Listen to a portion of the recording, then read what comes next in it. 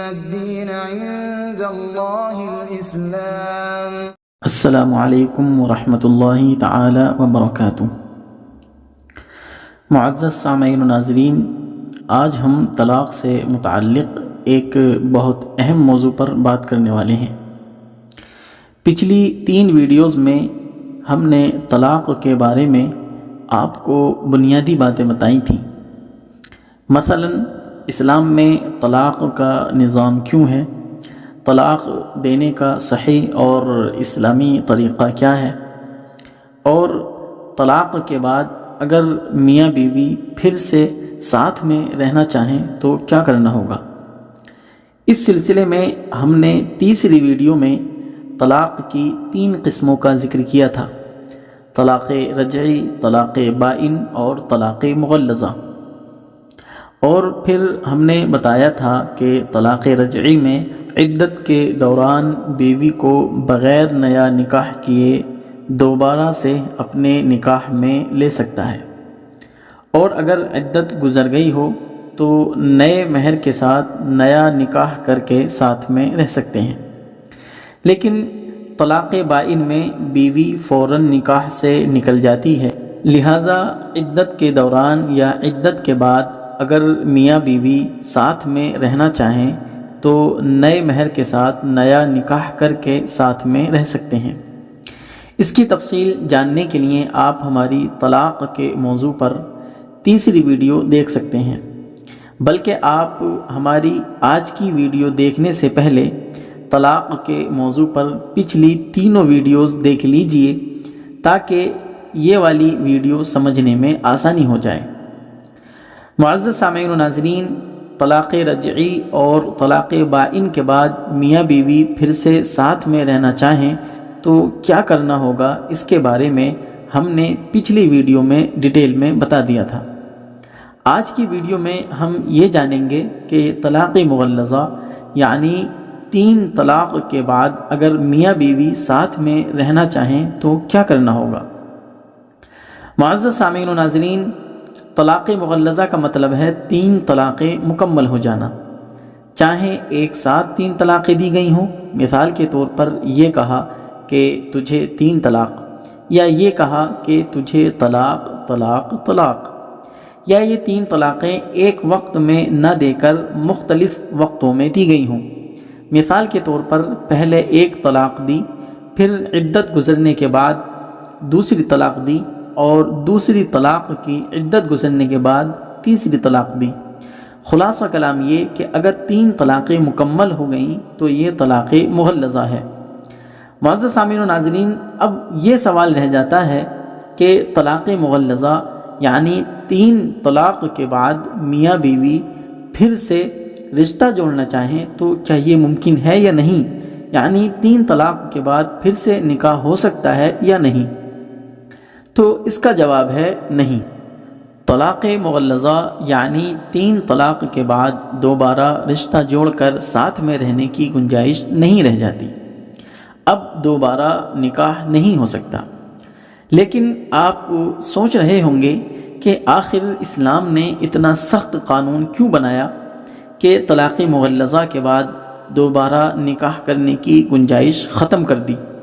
تو معزز سامعین و ناظرین، اسلام نے عورت کی آزادی اور مرد کو لگام لگانے کے لیے یہ قانون بنایا ہے کہ اگر مرد 3 طلاق دے دے تو اب ان دونوں کا نکاح نہیں ہو سکتا۔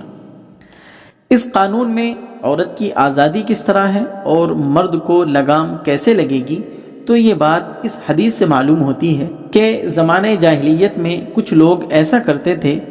کہ اپنی بیوی کو پریشان کرنے کے لیے طلاق دیتے اور عدت ختم ہونے سے پہلے رجوع کر لیتے، یہاں تک کہ 1000 طلاق دینے کے بعد بھی ان کے لیے رجوع کا حق ثابت رہتا تھا۔ اس طرح یہ لوگ عورت پر ظلم کرتے تھے، کیونکہ ایسی کنڈیشن میں عورت نہ کسی دوسرے مرد سے نکاح کر پاتی تھی اور نہ اس شوہر کے یہاں سکون پاتی تھی۔ اسی لیے ایک عورت نے اپنے شوہر سے پریشان ہو کر ام المؤمنین حضرت عائشہ صدیقہ رضی اللہ تعالیٰ عنہ کی خدمت میں حاضر ہو کر شکایت کی کہ اس کا شوہر اسے طلاق دیتا ہے اور پھر رجوع کر لیتا ہے۔ اس طرح وہ اس کو تکلیف پہنچاتا ہے۔ ام المؤمنین حضرت عائشہ صدیقہ رضی اللہ تعالی عنہا نے یہ بات سرکار دو عالم صلی اللہ علیہ وسلم سے عرض کی تو اللہ تبارک و تعالی نے یہ آیت کریمہ نازل فرمائی، الطلاق مرتان، یعنی طلاق 2 بار تک ہے۔ گویا اسلام نے زمانے جاہلیت میں عورت پر ڈھائے جانے والے ظلم کا خاتمہ کر کے رجوع کو 2 طلاقوں تک محدود کر دیا۔ اگر 2 طلاقیں رجعی دی ہوں تو عدت کے اندر بغیر نکاح کے رجوع ہو سکتا ہے اور عدت ختم کرنے کے بعد نکاح کر سکتا ہے، لیکن جب طلاق کی تعداد 3 تک پہنچ جائے تو وہ 3 طلاقیں اکٹھی دی ہوں یا الگ الگ کر کے دی ہوں تو اب رجوع نہیں ہو سکتا، اور نہ ہی یہ دونوں اب نکاح کر کے ساتھ میں رہ سکتے ہیں، بلکہ دونوں ایک دوسرے کے لیے بالکل حرام ہو گئے، یعنی ان کا آپس میں نکاح نہیں ہو سکتا۔ لیکن اب عورت کو اختیار ہے کہ چاہے تو ایسے ہی تنہا زندگی گزارے یا عدت گزارنے کے بعد پہلے والے شوہر کے علاوہ جس مرد سے چاہے نکاح کر لے۔ عورت پر کسی قسم کا کوئی دباؤ نہیں۔ پہلے والے شوہر سے نکاح کرنے کی اجازت کیوں نہیں؟ تو اس کی وجہ یہ ہے کہ 3 طلاق یا تو الگ الگ کر کے دی گئی ہوں گی کہ پہلے 1 طلاق دی، پھر عدت گزرنے کے بعد دوسری طلاق دی، اور دوسری طلاق کی عدت گزرنے کے بعد تیسری طلاق دی۔ اگر اس طرح یعنی الگ الگ کر کے 3 طلاقیں دی ہیں تو اس کا مطلب یہ ہے کہ میاں بیوی کا مزاج نہیں مل پا رہا ہے، کیونکہ اگر دونوں کا مزاج مل پاتا تو تیسری طلاق کی نوبت ہی نہیں آتی۔ لہٰذا اب ایسی کنڈیشن میں اگر ان دونوں کا نکاح کرا دیا جائے تو یہ نکاح کامیاب نہیں ہوگا اور میاں بیوی کو زندگی میں سکون بھی نہیں مل پائے گا، جبکہ نکاح کا ایک مقصد سکون حاصل کرنا ہے۔ اور اگر 3 طلاق ایک ہی وقت میں دی گئی ہوں تو ایسی 3 طلاق طلاق بدعی ہے، اور ہم نے طلاق کے موضوع پر دوسری ویڈیو میں بتایا تھا کہ طلاق بدعی اسلام کی نظر میں ناپسند ہے، اسلام اس کو پسند نہیں کرتا۔ جس مرد نے ایک بار میں عورت کو 3 طلاق دی وہ مرد ظالم ہے، اور ایسے مرد سے نکاح کرنے میں عورت کا نقصان ہے، اس لیے کہ جس مرد نے اسلام کا غیر پسندیدہ کام انجام دے دیا، یعنی ایک بار میں 3 طلاق دے دی اور یہ بھی نہیں سوچا کہ اسلام اس کو پسند نہیں کرتا، تو ایسا مرد عورت کے حقوق کا بھی خیال نہیں کرے گا۔ اس لیے ایسے مرد کے ساتھ عورت کا دوبارہ نکاح کرا دینا اس عورت پر ظلم ہوگا۔ لہٰذا وہ عورت اب اس مرد کے علاوہ، یعنی جس نے اسے 3 طلاقیں دی ہیں، اس کے علاوہ جس کے ساتھ چاہے عدت گزرنے کے بعد نکاح کر لے اور اپنی زندگی کو خوشحال بنائے۔ معزز سامعین و ناظرین، طلاق کے بیان میں عدت کا ذکر بار بار آ رہا ہے۔ آپ سوچ رہے ہوں گے کہ عدت کیا ہے؟ ہو سکتا ہے آپ میں سے کچھ لوگ عدت کے بارے میں جانتے ہوں، اور ہو سکتا ہے کہ کچھ لوگ عدت کے بارے میں نہیں جانتے ہوں گے، لیکن انشاءاللہ ہم کسی ایک ویڈیو میں عدت کے بارے میں تفصیل سے آپ کو بتا دیں گے۔ اب آتے ہیں اپنے موضوع کی طرف۔ معزز سامعین و ناظرین، یہاں تک یہ بات سمجھ میں آ گئی کہ 3 طلاق کے بعد دوبارہ نکاح کرنے کا راستہ بند ہو جاتا ہے۔ اس لیے عورت اگر چاہے تو تنہا زندگی گزارے یا پھر عدت گزرنے کے بعد کسی دوسرے مرد سے نکاح کر لے۔ عورت کی اپنی مرضی ہے، اس پر کسی کا کوئی دباؤ نہیں، اور اگر اس عورت نے کسی دوسرے مرد کے ساتھ نکاح کر لیا اور پھر اس کے ساتھ ازدواجی زندگی بھی گزارنے لگی، لیکن کسی وجہ سے اس دوسرے مرد کا انتقال ہو گیا یا کسی وجہ سے اس مرد نے بھی اس کو طلاق دے دی، تو اب وہ عورت کیا کرے گی؟ تو معزز سامعین و ناظرین، اسلام نے اب بھی عورت کو آزاد ہی رکھا ہے، یعنی اگر دوسرے شوہر کا انتقال ہو گیا یا کسی وجہ سے اس نے طلاق دے دی تو اب بھی عورت کو اختیار ہے کہ عدت گزرنے کے بعد جس مرد سے چاہے اس سے نکاح کر سکتی ہے، یہاں تک کہ اس کا پہلا جو شوہر تھا جس نے اس کو 3 طلاق دی تھی، اگر عورت چاہے تو اب اس سے بھی نکاح کر سکتی ہے۔ یعنی عورت پر کسی کا کوئی دباؤ نہیں، بلکہ عورت کی مرضی ہے، اس کو اختیار ہے کہ وہ عدت گزر جانے کے بعد جس مرد سے چاہے نکاح کر لے۔ یہاں تک کہ اب اگر وہ چاہے تو اس پہلے والے شوہر سے بھی نکاح کر سکتی ہے جس نے اس کو 3 طلاق دی تھی۔ اس کا مطلب یہ ہے کہ جب اس پہلے والے شوہر نے اس عورت کو 3 طلاق دی تھی اس وقت ان کا آپس میں نکاح کرنا جائز نہیں تھا، لیکن جب اس عورت نے اپنی مرضی سے دوسرے مرد سے نکاح کر لیا اور اس کے ساتھ ازدواجی زندگی بھی گزاری، لیکن پھر دوسرے شوہر کا انتقال ہو گیا یا کسی وجہ سے اس دوسرے شوہر نے بھی طلاق دے دی، تو اب پہلے والے شوہر سے نکاح کرنا جائز ہو گیا، اور اسی کو حلالہ یا نکاح تحلیل کہتے ہیں۔ یعنی پہلے دونوں کا نکاح کرنا جائز اور حلال نہیں تھا، لیکن اب جائز اور حلال ہو گیا، یہی حلالہ ہے۔ معزز سامعین و ناظرین، ایک بار اس کو پھر سے سمجھیے۔ حلالہ بہت اہم کانسیپٹ ہے اور اس کو اچھے سے سمجھنا بہت ضروری ہے، کیونکہ حلالے کے بارے میں بہت زیادہ غلط فہمیاں پھیلائی جاتی ہیں اور اس کا غلط تصور لوگوں کے سامنے، مسلمانوں کے سامنے پیش کیا جاتا ہے، لہٰذا اس چیز کو اچھے سے سمجھنا ضروری ہے۔ اس لیے حلالے کی وضاحت میں آپ کے سامنے ایک بار اور کر دیتا ہوں۔ معزز سامعین و ناظرین، اگر کوئی مرد اپنی بیوی کو 3 طلاق دے دے تو وہ عورت اس کے لیے حرام ہو جاتی ہے۔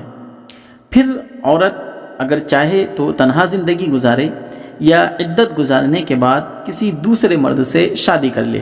بہرحال اس پہلے والے شوہر کے لیے حرام رہے گی۔ اگر عورت چاہے تو اپنی زندگی گزارنے کے لیے کسی دوسرے ایسے مرد سے نکاح کر لے جو اس کی ضرورتوں کا خیال رکھ سکے، اسے مہر دے سکے، رہنے کو گھر اور پہننے کو کپڑا اور پیٹ بھرنے کو کھانا دے سکے۔ موت کا نام گالی نہیں، اگر اتفاق سے وہ دوسرا شوہر بھی انتقال کر جائے یا زندگی کے کسی موڑ پر آ کر اس دوسرے شوہر سے بھی اس کی نہ بن سکے، یا وہ اس دوسرے شوہر سے خوش نہیں رہتی اور اس سے الگ ہونا چاہتی ہے اور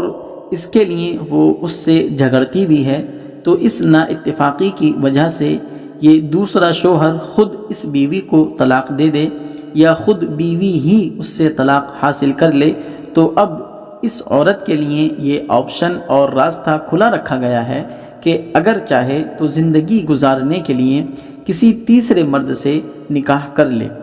یا اپنے پہلے والے شوہر سے نکاح کر لے۔ اب اس کے لیے سب سے پہلے والے شوہر سے جس سے اس کا نکاح ابھی تک حرام تھا اب حلال ہو گیا، اسی کا نام حلالہ ہے۔ اس کو آپ ایسے سمجھیں کہ ایک بچہ اسکول میں پڑھتا ہے، اس بچے نے اسکول کے کسی قانون کی خلاف ورزی کی، اسکول کے پرنسپل نے اس کو وارننگ دی اور وارننگ دے کر چھوڑ دیا، لیکن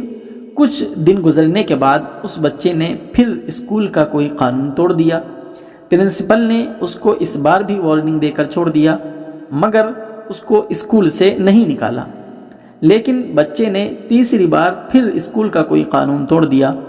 اس بار پرنسپل نے اس کو اسکول سے نکال دیا۔ اب وہ بچہ کتنی بھی منت سماجت کر لے لیکن پرنسپل اس کو اپنے اسکول میں نہیں رکھیں گے۔ اب اس بچے کے پاس 2 آپشن ہیں، یا تو ہمیشہ کے لیے پڑھائی چھوڑ دے یا کسی دوسرے اسکول میں داخلہ لے لے، لیکن اس نے کسی دوسرے اسکول میں داخلہ لے لیا